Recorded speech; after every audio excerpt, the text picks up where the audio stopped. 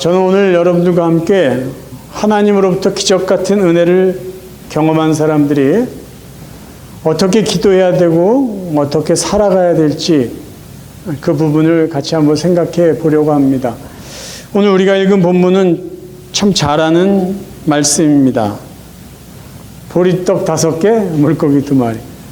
그걸 가지고 5,000명, 남자만 5,000명이라고 되어 있어요. 많은 사람의 배고픔을 예수님이 아주 넉넉하게 채워주십니다.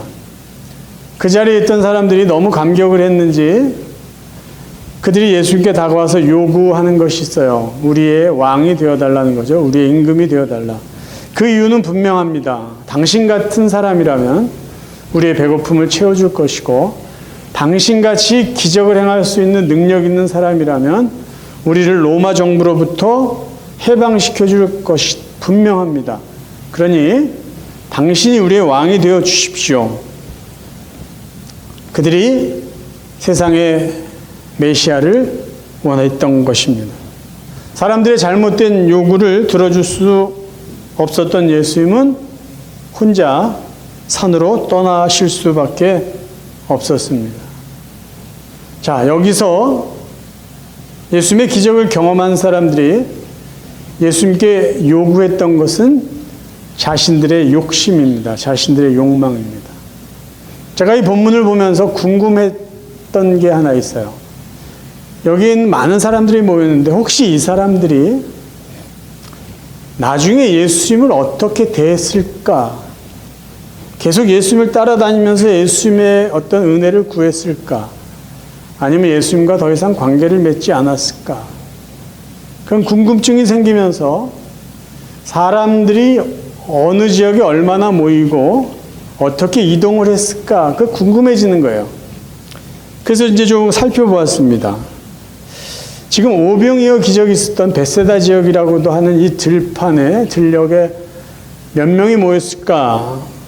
그냥 쉽게 추정할 수 있을 거예요. 한 2만 명 정도가 될 것이다.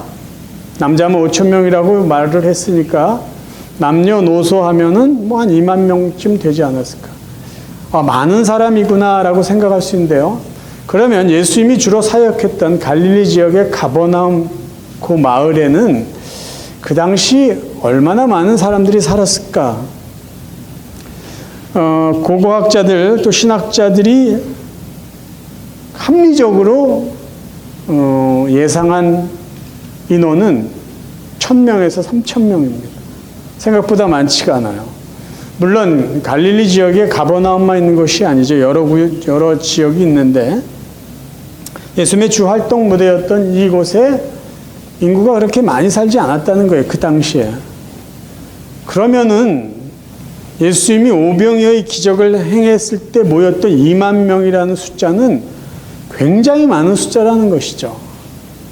오늘같이 미디어가 발달되지 않았기 때문에 아마 그때 귀로 어떤 소문을 들으면 사람들이 이 동네 저 동네에서 다 몰려들었을 것이에요. 그런데 적지 않은 인원이 그곳에 와서 예수님이 행했던 기적을 체험했다라는 것이에요. 그러면 예수님이 이제 십자가 처형을 당하는 그 빌라도의 선고를 받았던 곳이 예루살렘인데 그럼 그 당시 예루살렘은 인구가 어느 정도 됐을까? 조사해 봤어요. 현대 고고학자 또 신학자들이 합리적으로 예측한 계산한 인원은 약 3만 명 정도가 된다고 합니다. 그 당시에 가장 큰 도시였던 예루살렘에.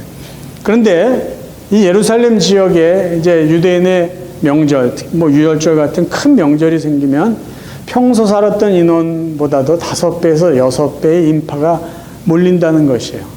그래서 15만에서 20만 명이 유월절 같은 큰 명절에 그 지역에 바글바글했을 것이다 라고 이야기를 하는 거죠. 그러면 제가 이런 생각을 해봅니다. 예수님이 유월절 그때 십자가의 처형을 받게 되는데 거기에 많은 사람이 모였어요. 예루살렘에 살던 사람이 아닌 디아스포라, 여행자도 왔을 것이고 유대 땅에 살던 여러 사람들이 몰려왔을 것입니다. 그리고 예수님을 향해서 소리치죠. 저 사람을 십자가에 못 박아라, 못 박아라. 그럼 그 많은 사람 중에 조금 전에 예수님이 오병이어의 기적을 행했을 때 예수님의 기적을 직접 맛보았던 그들은 없었을까라는 생각이에요. 저는 분명히 그 15만 명, 20만 명 중에 예수님의 기적을 오병이어뿐만 아니라 아팠다가 나았던 경험을 체험을 했던 많은 사람들이 그 자리에 있었을 것이다라고 생각을 합니다. 그런데 문제는 뭐냐? 그들이 예수님의 기적을 경험했어요. 은혜를 경험했어요. 근데 그 은혜가 어떻게 변질되냐? 첫 번째 모습은 저 사람을 우리가 원하는 임금으로 세우자. 자기들의 욕심을 채우는 그런 하나의 수단으로 변했습니다. 그 다음에 어떻게 됐을까요? 더 이상 저 사람으로부터 어떤 은혜, 내가 원하는 것이 채워지지 않자 주님에게 분명히 은혜를 받았던 그 사람이 그 은혜를 어떻게 변질시킵니까? 죄로. 저 사람을 십자가에 못 박아 죽이라고 은혜를 죄로 바꾼 결과가 되었다라는 것이죠. 저와 여러분들은 하나의 은혜 속에 살고 있어요. 이미 은혜를 받았고요. 앞으로도 받을 거예요. 여전히 하나님의 은혜 속에 살아가는 저희들이 하나님 앞에 어떤 것을 구해야 될까요? 무엇을 기도해야 될까? 그리고 은혜 속에 살아가는 저희들이 그 은혜를 가지고 어떻게 살아가야 될까? 우리가 한 번쯤 고민해야 될 문제라고 저는 생각을 합니다. 하나님 앞에 우리는 은혜를 받고 있으면서 무엇을 구해야 되고 어떻게 살아야 될까? 성경의 인물의 예를 한번 들면서 은혜를 받은 자들이 무엇을 구하고 살아가야 될지를 여러분과 나누겠습니다. 그 성경의 인물은 히스기야예요. 젊은 히스기야 왕이 병들어 죽게 됩니다. 그래서 하나님 앞에 기도를 해요. 하나님은 그에게 기적 같은 은혜를 주세요. 열왕기하 20장 1절부터 제가 읽어드리겠습니다. 그때 히스기야가 병들어 죽게 되매 아모스의 아들 선지자 이사야가 그에게 나와서 그에게 이르되 여호와의 말씀이 너는 집을 정리하라 네가 죽고 살지 못하리라 하셨나이다. 히스기야가 낯을 벽으로 향하고 여호와께 기도하여 이르되 여호와여 구하오니 내가 진실과 전심으로 주 앞에 행하며 주께서 보시기에 선하게 행한 것을 기억하옵소서 하고 히스기야가 심히 통곡하더라. 이사야가 성읍 가운데까지도 이르기 전에 여호와의 말씀이 그에게 임하여 이르시되 너는 돌아가서 내 백성의 주권자 히스기야에게 이르기를 왕의 조상 다윗의 하나님 여호와의 말씀이 내가 너의 기도를 들었고 너의 눈물을 보았노라. 내가 너를 낫게 하리니 네가 3일 만에 여호와의 성전에 올라가겠고 내가 네 날에 15년을 더할 것이며 내가 너와 이 성을 아수르 왕의 손에서 구원하고 내가 나를 위하고 또 내 종 다윗을 위함으로 이 성을 보호하리라 하셨다 하라 하셨더니 이사야가 이르되 무화과 반죽을 가져오라 하매 무리가 가져다가 그 상처에 놓으니 나으니라. 어떤 일이 벌어졌죠? 히스기야 왕이 39살 때 죽을 병에 걸렸어요. 그때는 아수르가 유다를 침략하려고 시시탐탐 노리고 있었던 때입니다.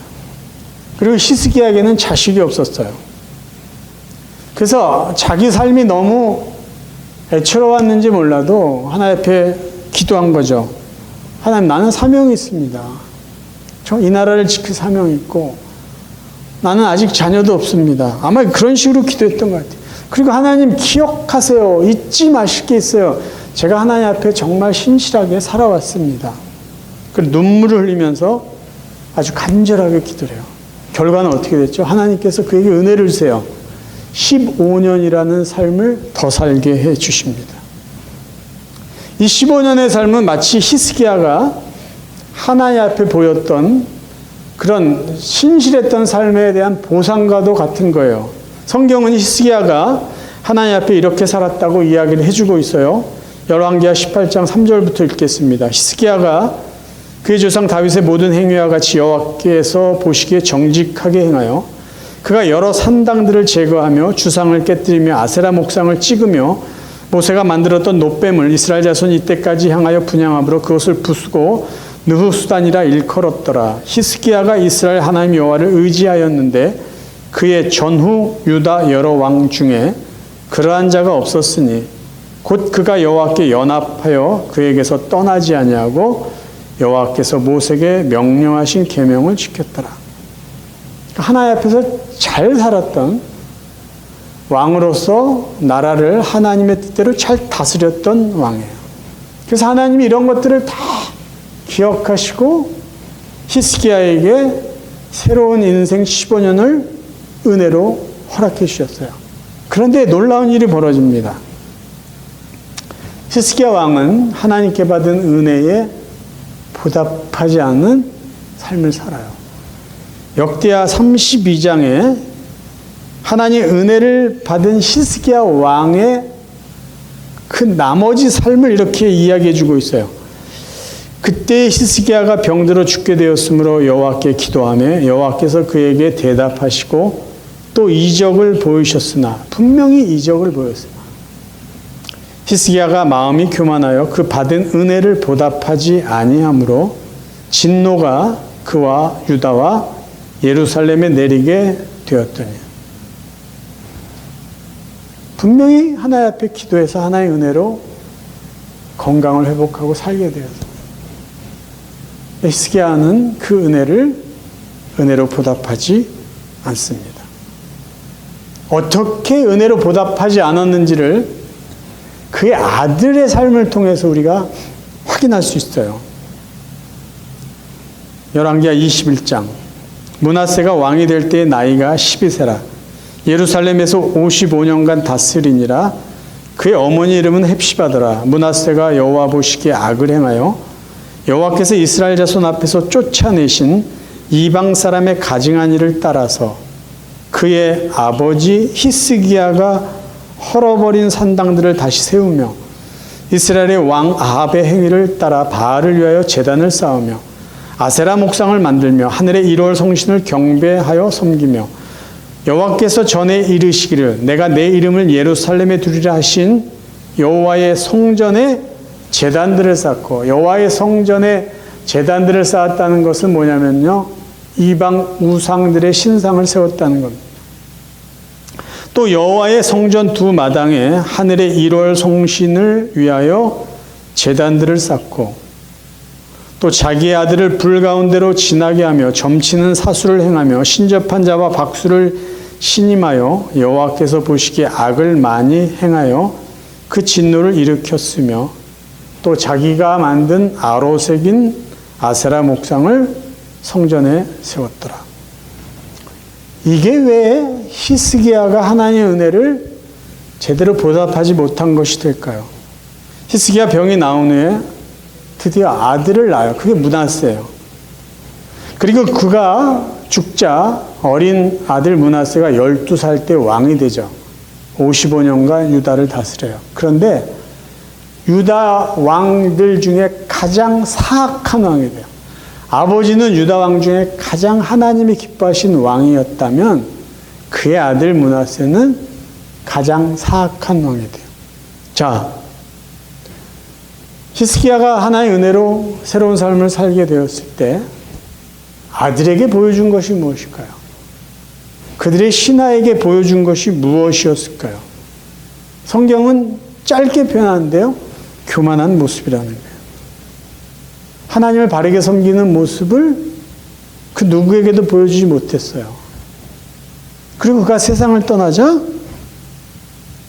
그를 뒤이어 왕이 된 어린 아들이 잠깐 봤겠죠. 짧은 세월 동안 봤을 텐데 하나님을 바르게 섬기지 못한 그 모습대로 그는 왕이 되어 우상을 섬기는, 하나님을 섬기지 않고 우상을 섬기는 사악한 왕이 되었다라는 거예요. 그럼 여러분 보세요. 만약에 히스기야가 지금 제 말을 들으면 굉장히 섭섭할지 모르겠지만 저는 차라리 히스기야가 하나님 앞에 기도하지 않고 15년을 더 살지 않고 하나님의 부름을 받았다면 이스라엘 역사 가운데 므낫세와 같은 악한 왕은 세상에 존재하지 않았을 것이에요.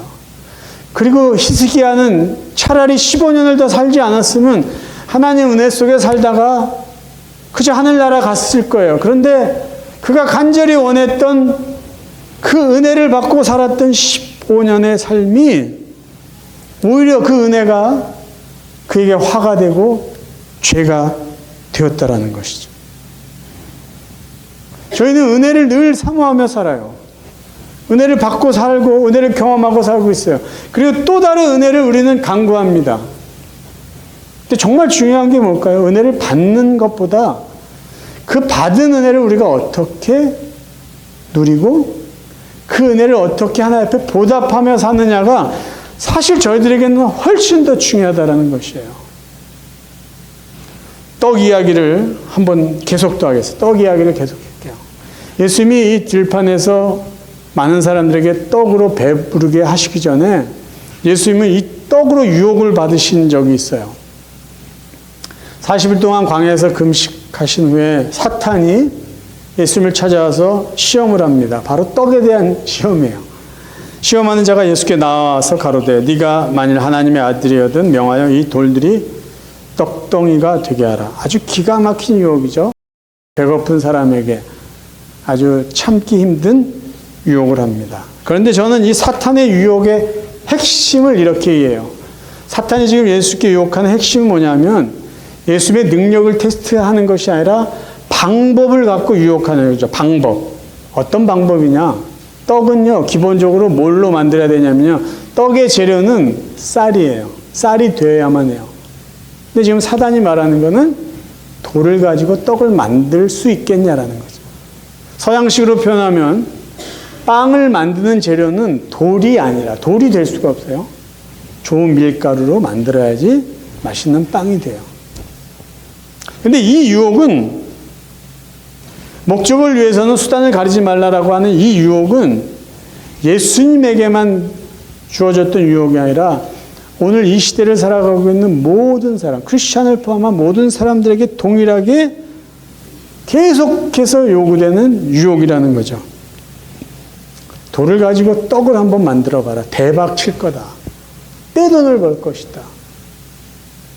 그런 유혹들이 우리 가운데 있어요. 수단 방법 가리지 마라.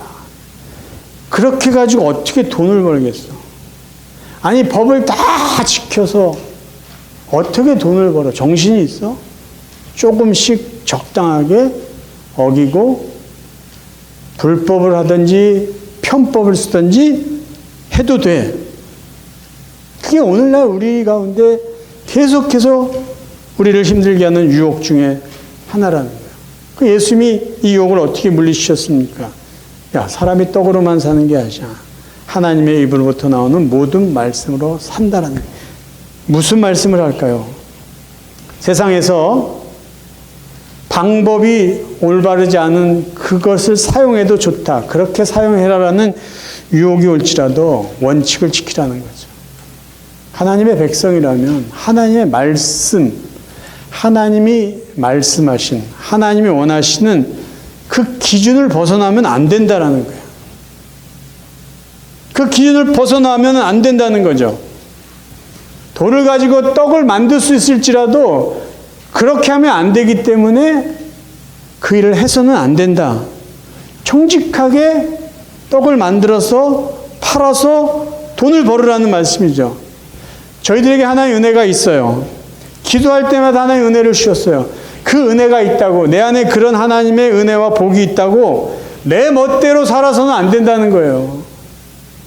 나에게 하나님이 기적 같은 은혜를 주시는 걸 내가 알고 믿고 또 그럴 것을 기대하며 산다고 내 멋대로 하나님의 뜻을 어기면서 살아서는 안 된다라는 말씀이에요.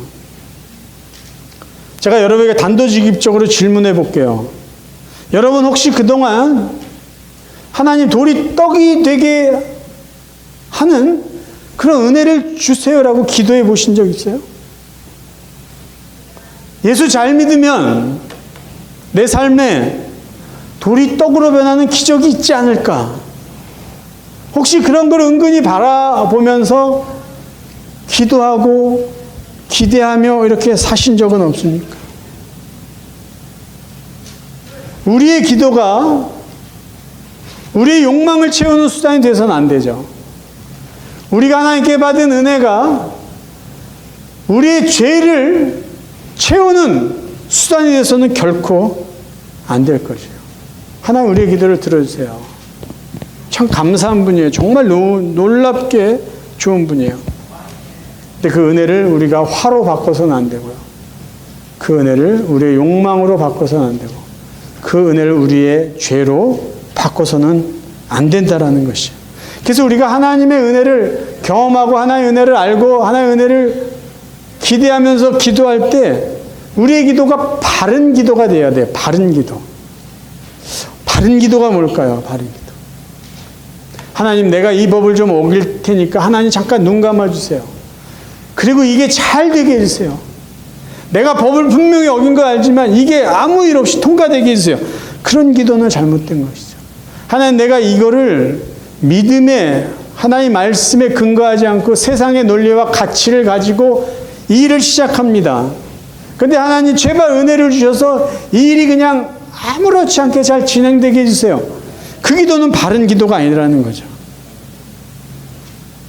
하나님 분명히 은혜를 주실 거예요.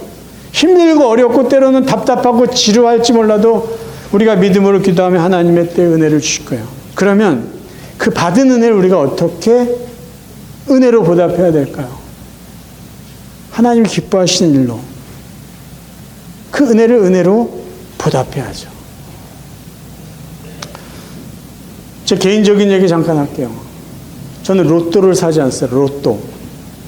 로또를 사지 않는 이유가 있어요. 물론 저는 재미로 산 적은 있어요. 재미. 근데 그게 당첨되기를 절대 원하지 않아요. 제가 로또를 사지 않는 이유는요, 로또가 당첨이 되면 저는 목회를 안 할 게 분명해요. 로또가 당첨돼서 돈이 많아지면 저는 매일 아침 하나님 앞에서 나와서 간절히 기도하지 않을 것 같아요. 로또에 당첨세가 돈이 많으면 제가 여러분들을 위해서 기도하면서 설교 준비 안 할 것 같아요. 대충 할 것 같아요. 제가 로또에 당첨돼서 돈이 많아지면요, 사람들의 아픔에 대해서 별로 공감하지 못할 거예요. 그러니까 제 공감 능력이 떨어질 거예요.